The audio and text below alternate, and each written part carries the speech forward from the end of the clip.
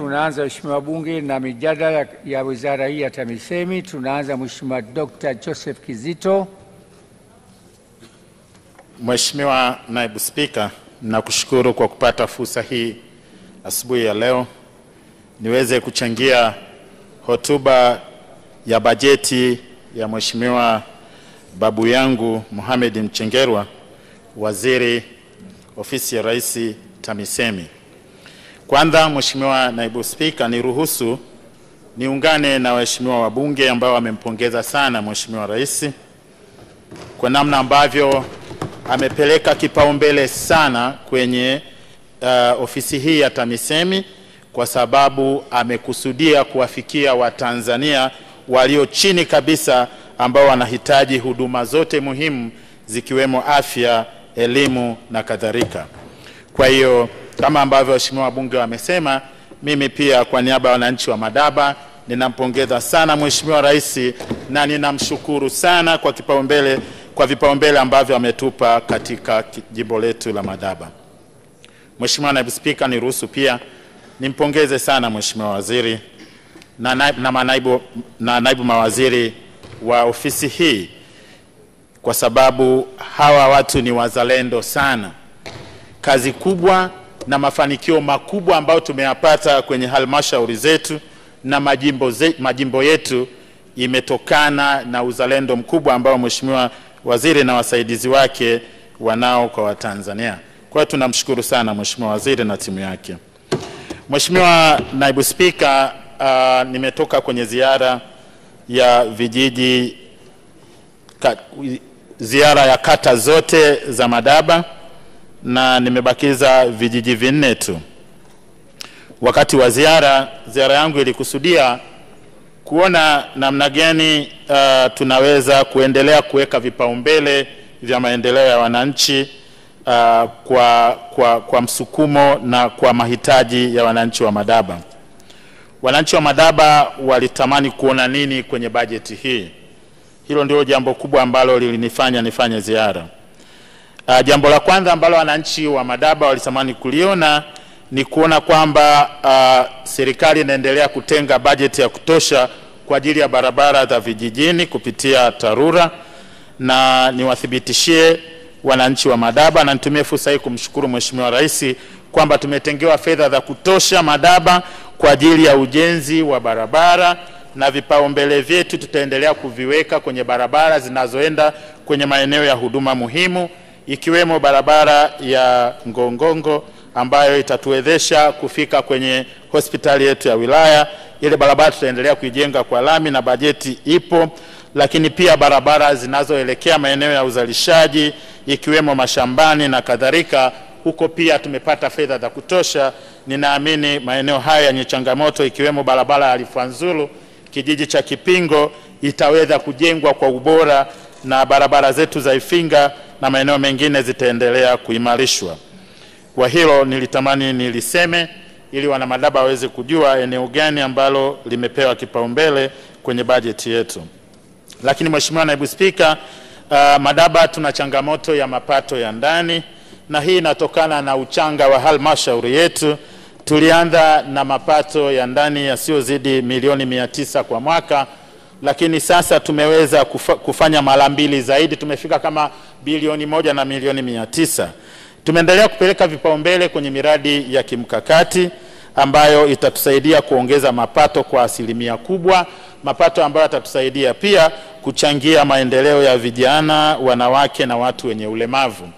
Kwa hiyo kwenye eneo hili la miradi ya mkakati, Mheshimiwa Naibu Spika, tumeweka kipaumbele kwenye kongani la viwanda ambalo itajengwa maeneo ya Kipingo, ambako kama tutafaulu itaweza kutoa ajira zisizopungua, ajira za moja kwa moja na zisizo za moja kwa moja, ajira zaidi ya 500,000. Hizi ni ajira nyingi sana. Lakini pia tunayo maeneo muhimu ya masoko ya bidhaa za masoko ambayo tunayajenga maeneo ya Wino, huko tunapeleka pia vipaumbele. Lakini jambo ambalo nilitaka niliwekee mkazo leo ni mradi wetu wa kimkakati wa stendi ya Madaba. Mheshimiwa Naibu Spika, utakumbuka kwa muda mrefu nimekuwa nalalamika na kuililia serikali kuhusiana na mradi huu, kwa sababu unaenda kuongeza mapato ya halmashauri yetu kwa 100% au 200, kwa maana ya kutoka bilioni 1.9 ambayo tunayo sasa mpaka tutafika karibu bilioni 4 za maingizo ya mapato ya ndani, mapato ambayo hayana masharti, ambayo yatatuwezesha pia kuwasaidia vijana, wanawake na watu wenye ulemavu kwa kupitia mikopo ya 10%. Kwa hiyo Mheshimiwa, ninaishukuru serikali kwenye eneo hili. Kwanza TASAF wametenga zaidi ya milioni 480 na tayari kazi imeanza kwa maana ya utafutaji wa mkandarasi na uandaji wa eneo la ujenzi wa stendi.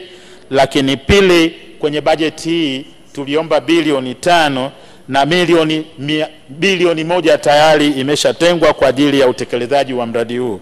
Kwa nitaka sana nimshukuru sana Mheshimiwa Waziri na serikali hii kwa kutoa kipaumbele kwa wananchi wetu wa Madaba. Mheshimiwa Naibu Spika, mapato haya yanaenda kutatua changamoto kubwa sana ambayo tunayo kwa vijana wetu wa Madaba. Wakati nafanya ziara nimekutana na makundi mbalimbali ya wanawake, nimekutana na makundi ya vijana. Vijana wengi, vijana wa bodaboda, wanalalamika kwamba hawapati mikopo. Sasa kwa mwaka huu ninashukuru kwa awamu hii tunakwenda, maana kwenye bajeti hii imetengwa bilioni 153 ambazo zitaenda kwa vijana wetu wa bodaboda, vikundi vya kina mama, maeneo yote ya kata zetu za Madaba. Sasa changamoto ambayo ninaiona ni maandalizi ya vijana hawa. Mheshimiwa Waziri, tunaomba muendelee kupeleka nguvu kwa hawa tunaowaita maafisa maendeleo ya jamii. Wengi wamejiziuka sana. Unaenda kwenye ziara, vijana wanasema hatuna taarifa ya mikopo ya 10%. Vijana ambao wapo katika eneo la mjini kama Madaba unapajua, na viunga vyake vyote, kuna vijana ambao mpaka leo wameshindwa kuaccess mikopo hii, sio kwa sababu hawana sifa, ila kwa sababu baadhi ya watu ambao tumewapa jukumu hilo la kuwasimamia na kuwaandaa vijana hawa hawafanyi hilo jukumu. Mheshimiwa Waziri, nimeenda kwenye kata moja, ninaambiwa vikundi 10 viliomba, vikundi viwili vimeandika andiko lao vizuri, vikundi 8 vimeshindwa kuandika maandiko yao. Mheshimiwa Naibu Spika, hawa wakulima, hawa wafugaji, hawa madereva wa bodaboda wanapata wapi ujuzi wa kuandika maandiko? Tumewaajiri maafisa maendeleo ya jamii wafanye kazi na hivi vikundi vya kijamii, vikundi vya maendeleo, waviwezeshe, wavisaidie kuandika maandiko ya miradi yao. Mheshimiwa Naibu Spika, Mheshimiwa Waziri apeleke nguvu kwenye eneo hilo, awajengee uwezo maafisa maendeleo ya jamii kuweza kuvisaidia hivi vikundi. Mheshimiwa Naibu Spika, kwa sababu ya maslahi ya muda, nirudie kushukuru serikali na niwajulishe wananchi wa Madaba kwamba pia shule zetu zote zimepangiwa fedha, maboma yote yamepangiwa fedha, lakini pia miradi ya afya kwa maana ya hospitali yetu ya wilaya pamoja na zahanati na vituo vya afya vyote vimepangiwa bajeti. Kwa hiyo bajeti ya mwaka huu upande wa TAMISEMI imetupa kipaumbele kikubwa na tutapiga hatua kubwa sana kwa maendeleo. Ninakushukuru Mheshimiwa Naibu Spika kwa nafasi hii. Mheshimiwa